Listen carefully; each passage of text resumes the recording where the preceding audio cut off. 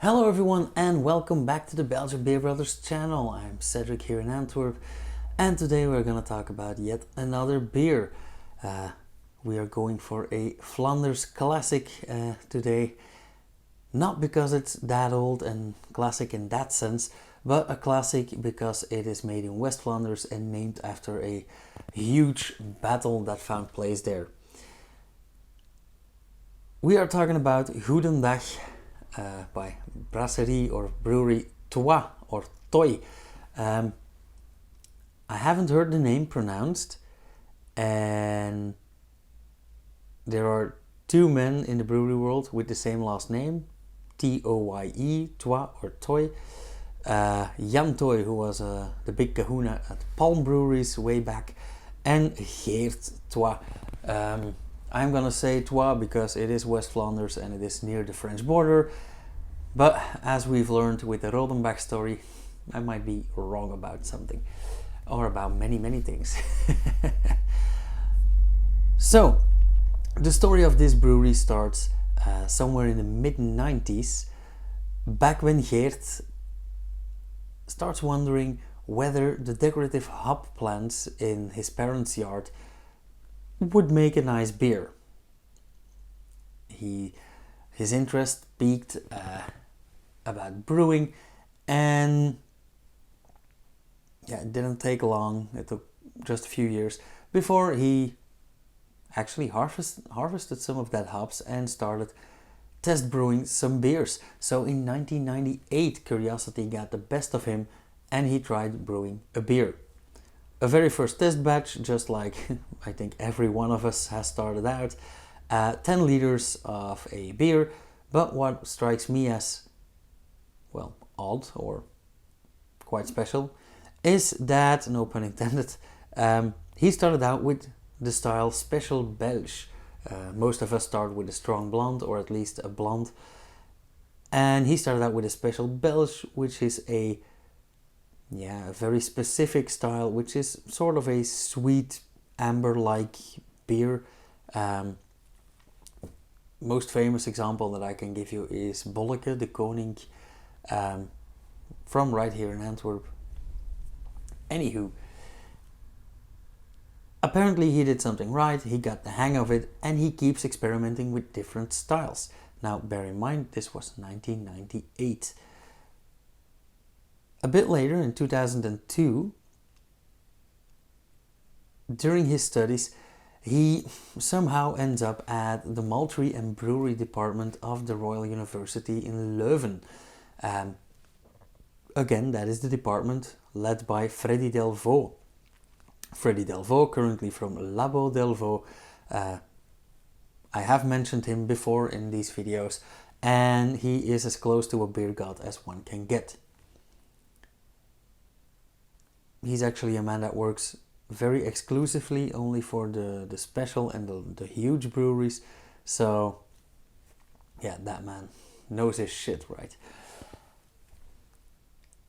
Geert spent about 6 years researching and studying, of course, and he takes up an advisory role in the brewing sector. So he advises other breweries on how to improve.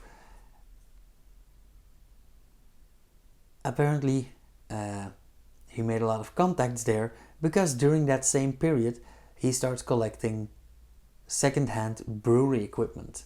So a kettle here and a kettle there and some pipes there and a pump, whatchamacallit.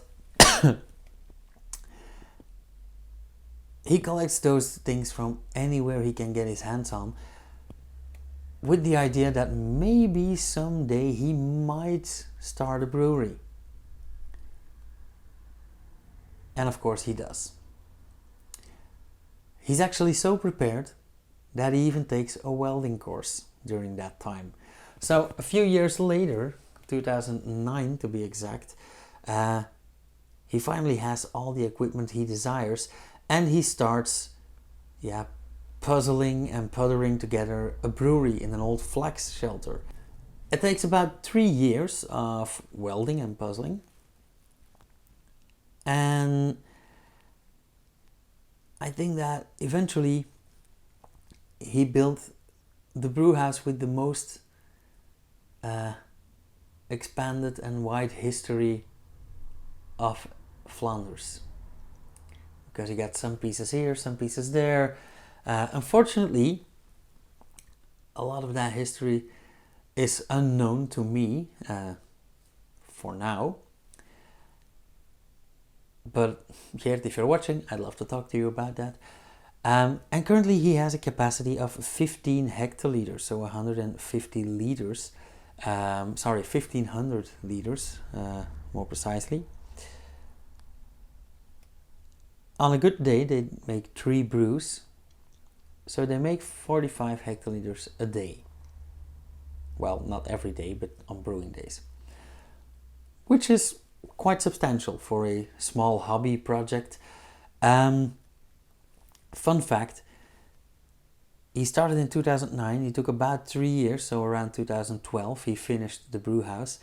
And that was also about the time that Het Verzet started. Those were 3 biochemists from Ghent, or from the University of Ghent, and they started brewing, but before they could afford their own equipment, they borrowed, rented, used brew house of 2 other breweries, amongst which Brewery Toye and Brewery De Ranke, of which we're gonna talk about later as well. Now, in the meantime, not only the brewery, but also the portfolio has grown. Why? Well, because they currently have 4 beers. They started out with this strong blonde beer, an 8% strong blonde, that we're gonna talk about today. But a bit later on, I believe somewhere around 2016, they added a dark ale, a strong dark ale, a 7.5% ABV dark beer. And a bit later, I think about 2017, 19, somewhere around that time, they also developed the Cuvée 1302. Now, 1302, that is the year that the Battle of the Golden Spurs took place, and that is sort of kind of what this brewery and beer is named after. Well, the brewery is named after Geert, but the beers are all named after that Battle of the Golden Spurs that took place in Kortrijk near Marke, where the brewery still is today. The Cuvée 1302 is actually a barrel-aged version of their beer, and it's aged on Pomerol barrels. So I'm very curious about that, but I am even more curious for the fourth beer, because that's the newest one, the Eau de Lis. And Eau de Lis is apparently a spicy saison. So yeah, they did tickle my fancy. Fancy, you dirty mind, not fanny. Anywho, let's talk about the beer right now. It is in a plain 33 centiliter APO bottle, plain black bottle cap. However, they have a somewhat simple yet colorful label, and I don't know how this comes across on film, but this is not yellow, this is gold lettering. So I love the combination of black and gold. Again, Dropkick Murphys. But of course they needed gold in their label because it's all named after the Battle of the Gold Spurs. That same battle that took place in Kortrijk was a battle between the Flemish and the French armies. Now, I am Flemish, but honestly I couldn't care less where I live or where I was born. I have roots all over the world, in Peru, in England, in the USA, so I don't care. But when someone from Flanders tells this story, they often make it a sort of 300 story. Like, oh, 300 Flemish farmers and the Brugse Mette and ooh, against 9,000 of the French, the King's Knights. Yeah, not so much. I believe that the Flemish army also was about between 8 and 9,000 people strong, and the French had more or less the same numbers, maybe a bit better equipment, some nicer weapons, and mainly better shielding. But nonetheless, there wasn't that much difference. Now, the beer, Goedendag, is named after one of the most popular weapons back in that time. It literally translates to good day, and I have read somewhere that is the same in Swedish, Goedendag. But the weapon used back then is also depicted here on the label, and I will of course project the label somewhere here. A Goedendag, or a good day, was actually a long wooden pike with a steel tip and a disc, and it was used to stab, to deflect, and to hit. Basically, as I imagine, it's like, good day, and you're out. Many people confuse this with another weapon from that time, which is the Morning Star, and in all honesty, not so long ago, I actually didn't know the difference either. It's just because of some history buffs among my friends that I know this difference.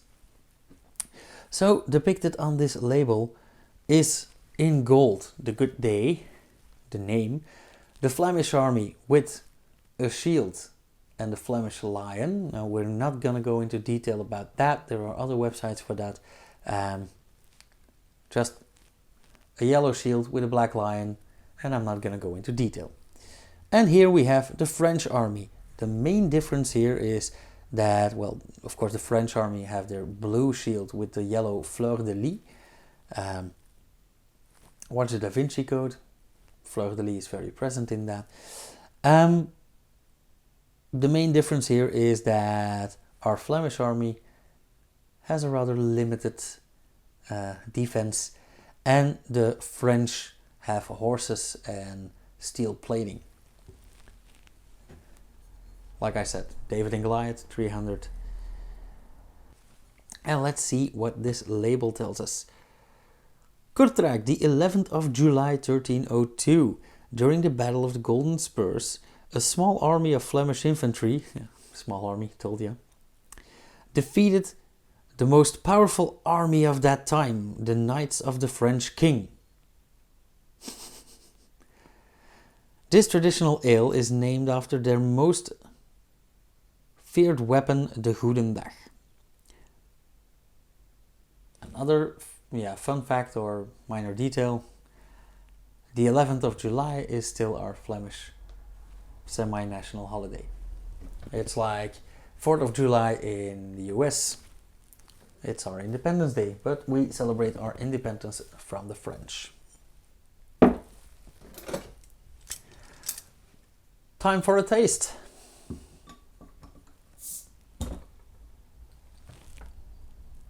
Okay, some slight bubbling. I must admit that this is one of those beers that was in the back of the closet, so we will find out if it aged well as well. Very yeasty. Smells rather dry and a bit spicy as well. Okay, that starts off quite nice. Now, I actually got to know this beer because I used to frequent West Flanders quite a lot. Mainly the town of Veurne, which is not so far from Kortrijk. And I mainly frequented a youth house there, a youth club. First in a professional way, and then just because I liked it there and I got to know some people. And one of the guys that I used to teach and later on became a friend invited me in, and he gave me one of these.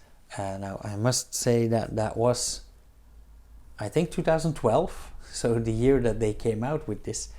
So I honestly don't remember how it tasted. I only know that I liked it. So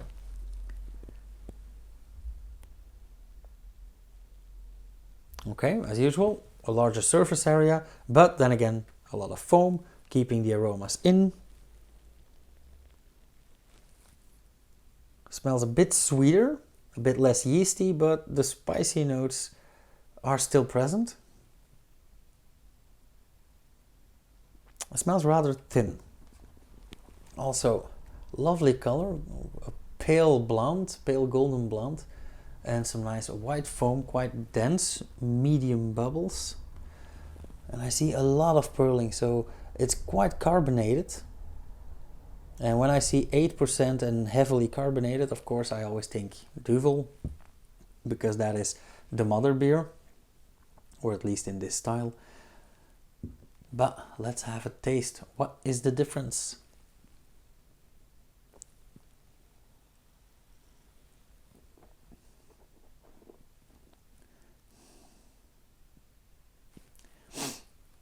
Okay, it is indeed a strong blonde. It has a very pleasant mouthfeel. I'm not gonna say a full mouthfeel or sticky, but very pleasant. It is indeed highly carbonated, but it's not aggressive, which I like. So it's not an assault on your stomach. And it does taste quite dry and spicy, so the yeast absolutely did its work.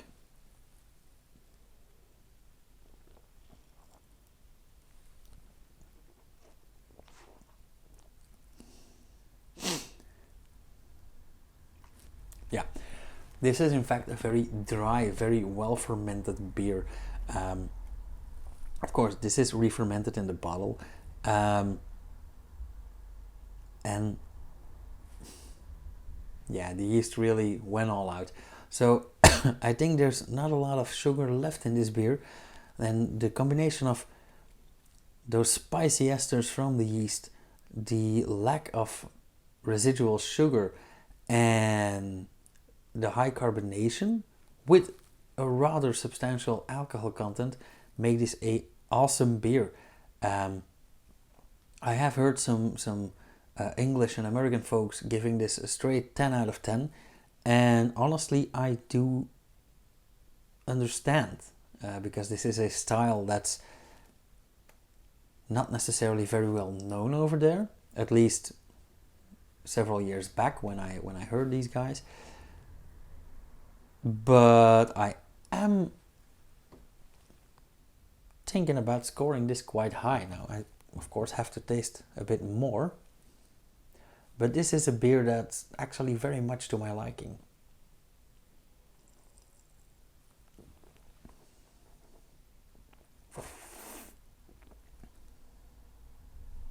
Yeah. When you draw in some extra air, it mixes with the carbon dioxide, and actually the sugar comes out a bit more. So that tiny last bit of residual sugar gets a boost, while the carbon dioxide actually boosts the alcohol. So I did get that sweet edge. However, yeah, it is a very, very dry beer, and I love the spiciness of this. So yeah, this is a very well made beer. I think that Geert Toye or Toye really paid attention under Freddy Delvau's ruling, and he experimented just enough, because yeah, this is a great beer.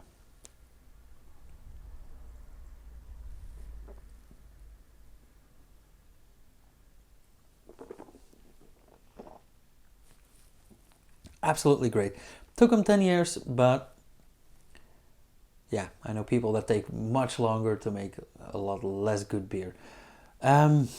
So the verdict, without any further ado, because yeah, we can talk about this all night, but let's not.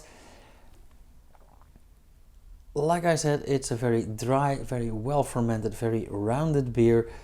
Lovely flavor profile, lovely yeast profile. Not a lot of residual sugar, quite a bit of hoppiness in there as well. I actually forgot to mention that, but it is relatively bitter, and it is of course near the hop area. They called it Europe's hop shed back in the olden days.